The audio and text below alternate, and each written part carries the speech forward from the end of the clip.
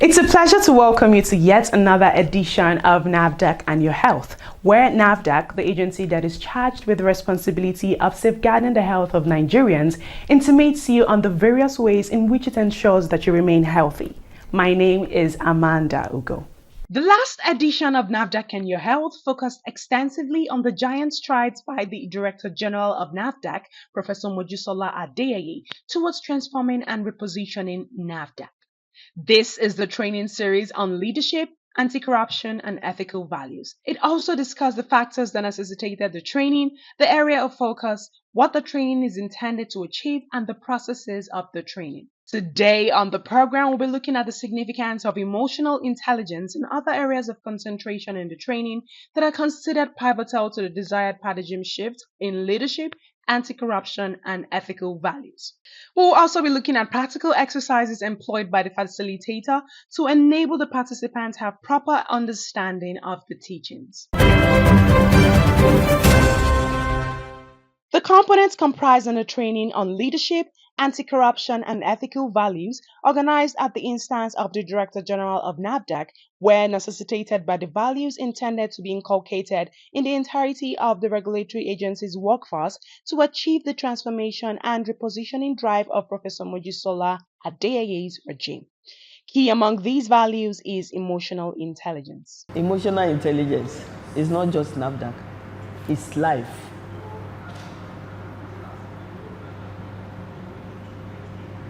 When you wake up in the morning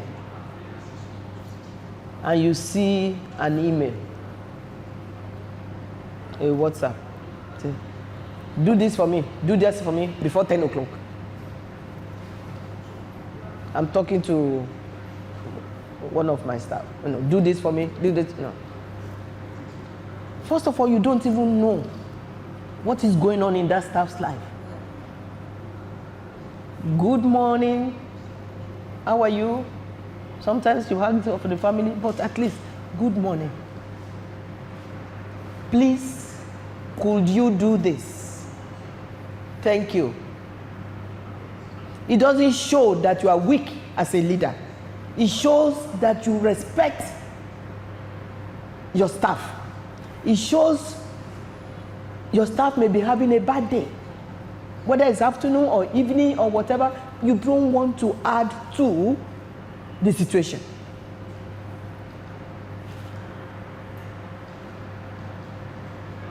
You use, again, humanness. Most staff in NAFDAC are married. Many are women. Many are men. Trying to make ends meet. Women trying to see how the children are doing in school or whatever. If you have news about anything like that, put that first. Even if there is a pressure to do A, B, C, D. I learned that this happened. I'm so sorry. I hope everything will be okay. You are pouring. You are filling the tank. You are filling the tank of that staff.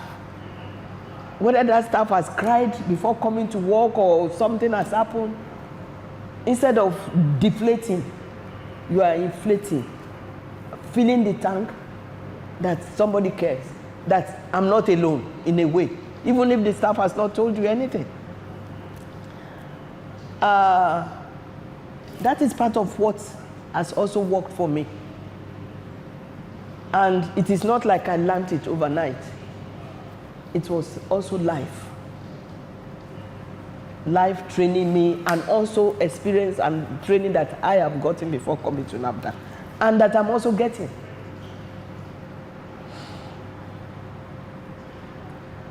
In our Bible,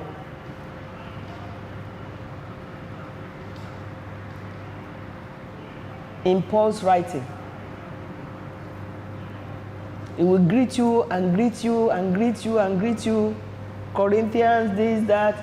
But I have something bad to say about you. But he has already greeted them. He has already regarded them as human beings. But he did not also cover up their weaknesses. If I have a staff that is very, very good in one area, and in particular area is not that good, I will pursue that area where that staff is very, very good. I will use him or her. However, I will point out in a gentle way, because we are all human beings. We have flaws. If you think you have flaws, then you treat other person more gentle in a way. For emotional intelligence, I will use an example of my own children bringing them up.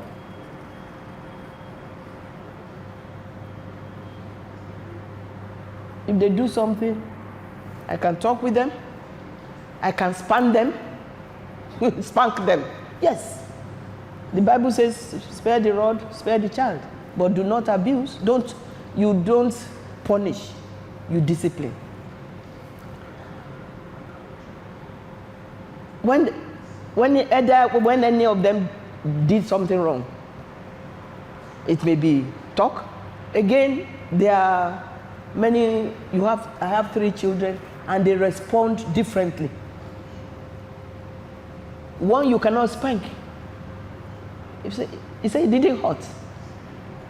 One, before you see the rod, she sees the rod, she will start crying. That's one person that rod can, have effect on. The other one, he said, it doesn't hurt me. The other one is in between. So you have to know each child, in our case, staff. That doesn't mean 2000 that I know everybody. No. It is interactions, what I will call lucky interactions. Whenever our paths cross and whatnot, we exchange words and whatnot. Emotional intelligence is also on the job learning. I've learned so much on this job. I've never had responsibility for over 2,000 people. Of course, I've taught thousands of students, but they are always in batches of 30, of 60, of whatever. Dr. Aminu Gusau, the facilitator and the instructor, also explains the meaning and significance of emotional intelligence, which made it one of the focal points during the training. Emotional intelligence is a model of itself. We know what emotional intelligence means, and we can all define what emotional intelligence is. Can we go ahead, chapter 3, define emotional intelligence? 1, 2, go.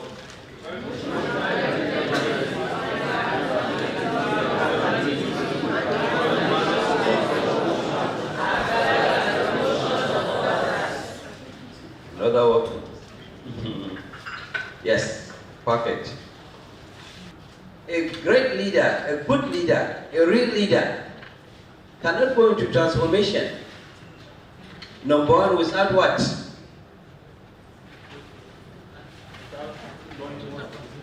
Yes, but tell me one more. Vision. We say visionless, and you don't have a vision, you are not a leader. You can be a nominal leader, but you cannot be a real leader. The connectivity between emotional intelligence and transformative leadership is further explained by Dr. Aminu Gusau. Oh, definitely you transform. But remember, some transformation, you produce even, what do you call it? This damage, collateral damage. People will resist. So in the process of resisting something, some people may even lose their jobs. The program continues after the short break. Please stay with us. Welcome back. You are still watching NAFDAC and Your Health. The 3-day training on leadership, anti-corruption, and ethical values, which took place in the various zones of NAFDAC's operations, also focused on other core values that are germane to the paradigm shift that aligns to leadership in the 21st century, like thinking outside the box. How do you think differently? It's by you concentrating in something new through creative thinking. Everything we do in our lives, even our walking, there's some creative thinking in that. Walk this way so that you don't fall, or your shoes, you're wearing high heel, you can. So we continue to be creative in our thinking. And innovation. All these inventions you hear, do you think inventions are coming without thinking? They are thinking outside the box. The next thing I want to ask you, when this tea, we are not done with it, we always a continuous exercise. Some people are not eating breakfast now. Okay, I can understand that.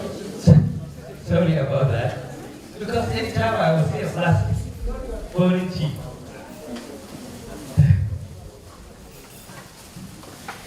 Now,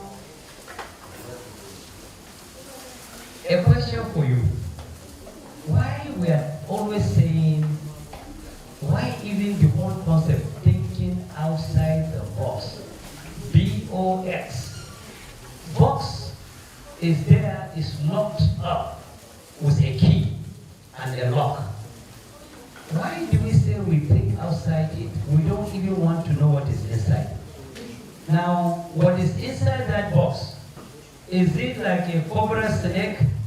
Or is it like black scorpion? Or what is it? What is it that we don't even want to address the inside of the box? Completely and forever we want to do away with it. Why?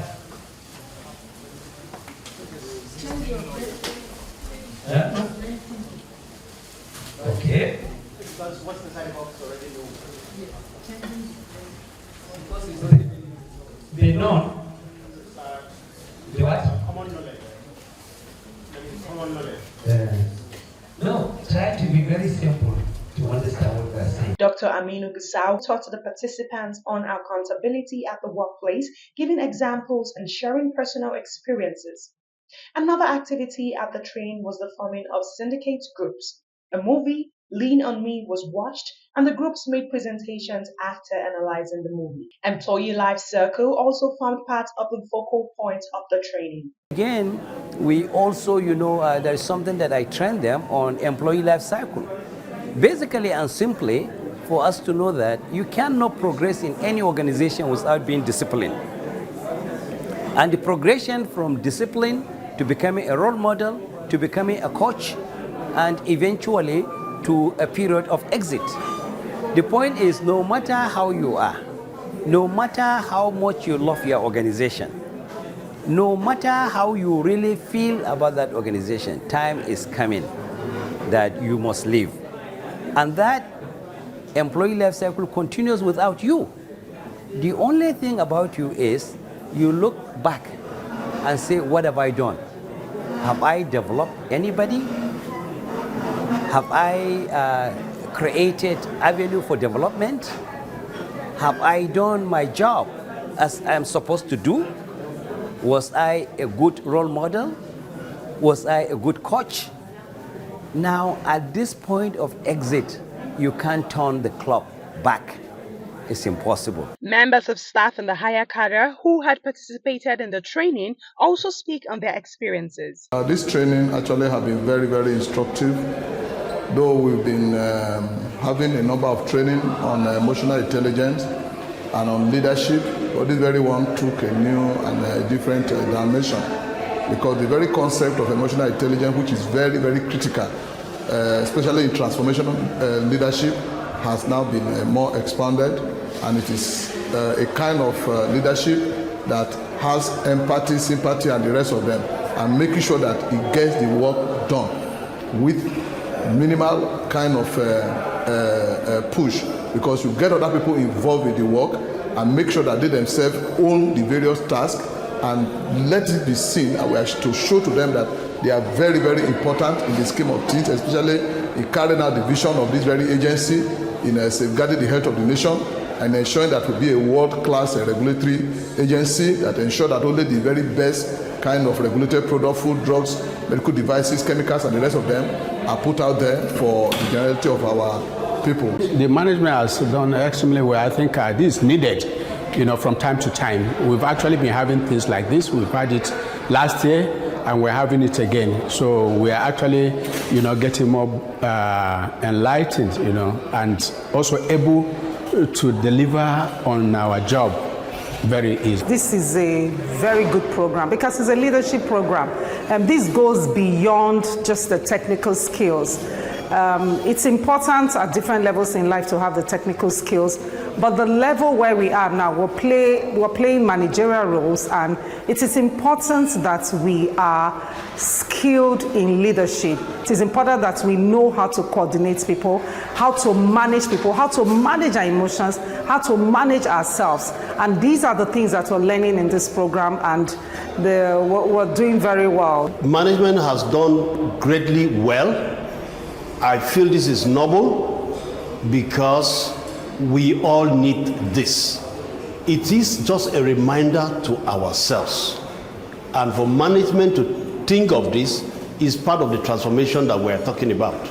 Many of us who have been newly promoted as directors, it was an opportunity for us to have a clear management perspective on their stance, on management stance against corruption, and also management issues, particularly like emotional intelligence, the need for us to show empathy, the need for us to show sympathy, the need for us to always put ourselves in the shoe of our staffs whenever we are taking a decision. And then it also enabled us to better understand our vision and mission and propel us to achieve greater heights for the agency. This is a very good initiative of the Director General to enable this training on anti-corruption and ethical values. Yes, in the Drug Registration and Regulatory Affairs Directorate, we deal with a lot of clients. So it's important that we ensure that work standards meet expectations. We have to be very ethical in all we do, very transparent, be very high on integrity, because they say integrity is telling who you are when nobody is looking. Management of the agency has brought this training for not only directors but all cadres of officers within the agency. And part of the training also includes leadership, and the kind of leadership we expect in the 21st century. You have to lead not as a nominal person, but you have to lead as a person that people will emulate, and you have to mentor, and you have to mentor people. You have to mentor people so that generationally, the ethos, the credos of NAFDAC will be maintained. What the training does is to expose you, it's an expose on the danger of corruption. One act, the impact on the society is immeasurable. It's a dangerous impact on the society. So what the training does is to tell us, look at this picture. If you do this and this, the society suffers. You put the society on trial because of your selfishness. And the corrupt person does not care. Once he gets what he wants, his interest is served. He doesn't care if this society falls. It's not his business. So long as he has satisfied himself, and probably to the benefit of himself and his family, whatever happens does not concern him. But that's what he's teaching us, that look, integrity pays. We're making them to really understand those aspects. We're making them, what I'm doing is I'm trying to bring the best out of them. When you say competencies, when you say qualities, when you say skills, the participants have really developed this over time. But I'm bringing it out so they know they have them, and then they start utilizing this. And I'm also doing everything to guide them anytime corruption thrives in NAFDAC, it's corruption with impunity, because it's a corruption that does not have a human face. If you are working in NAFDAC, NAFDAC can send you here. We do a program, and those things you imbibe, your focus is NAFDAC. Do not waste your time thinking, oh, something is wrong in Nigeria or something else. Why not put your own? Why not be free of corrupt practices? Why not be efficient on your job? Why not be able to possess that integrity as a staff of NAFDAC? Looking at the core value of the agency, the qualities that the modern leadership possess and the importance, one is pride and professionalism. You are a professional in your field, such that whenever you're given a task, you deliver. Second is resilience, the ability to be able to go through rigor, stress, and pay the price to uphold the corporate image of your agency whenever you're given a responsibility. And the third one we learned during the training is integrity, transparency, just being truth. We were told to say the truth before you are asked, and always say the truth. So whatever it takes, just be plain and shelve corruption and other vices that will tarnish your image and that of the agency. And four is dedication.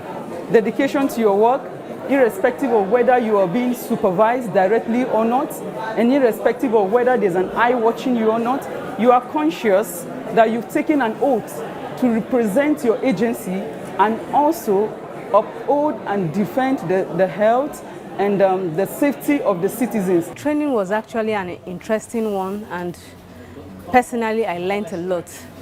As a good leader, I am meant to stand out exceptionally well and then be able to carry people around me along in all that I do. I must be transparent and I must be accountable for all that I do. Again, as a good leader, I should be for everybody. I should not create factions.